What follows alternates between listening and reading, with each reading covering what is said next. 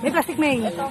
Ito ba? Oo. 90, dalawa. Kanina ko pa inaantay sa pretil ang aming bangka dahil ako ngay uuwi ng bayan para nga mamili ng paninda. Kapag nga pala ako'y mamimili, gabi pa lamang ay chinachat ko na ang aming driver na ganitong oras kami aalis. At dahil medyo matagal na nga ako nag-aantay at wala pa ngayong aming bangka, kaya nga sabi ko kay Criminology ay puntahan at baka nga ako natutulog pa.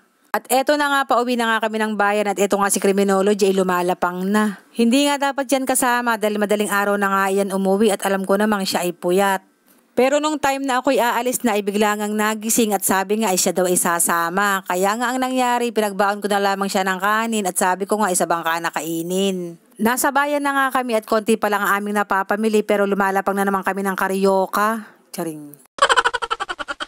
At pagkatapos naman naming mamili ay eto, nagpabili na nga ako ng pasalubong kay Criminology dahil yan nga ay request ni grade 7. At kapag suswertehin ka nga naman talaga, eto nakakita nga ako ng suha. Ilang araw na nga ako naghahanap ng suha, gawa nga ni grade 7 dahil nga masyado ang ubo at saka nga ang sipon. At medyo mura siya kaya naman napabili na nga ako ng 2 piraso.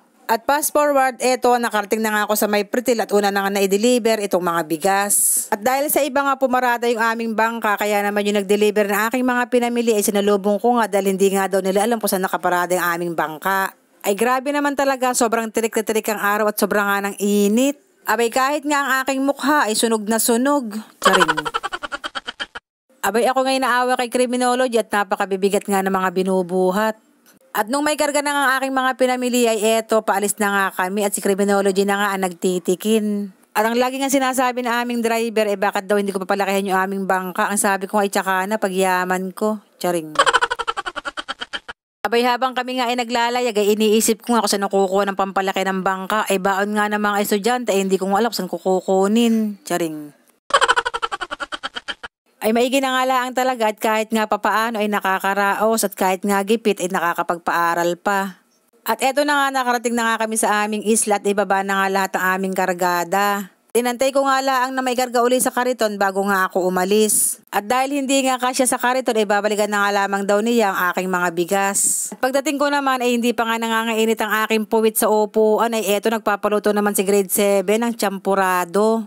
At dahil nag-aapurahan nga si grade 7 na magluto ako ng champurado, ang ginawa ko na lamang ay kumuha nga ako ng kaning lamig. Minekos-mekos ko nga lang iyon para naman madaling lumambot at saka nga kumulo.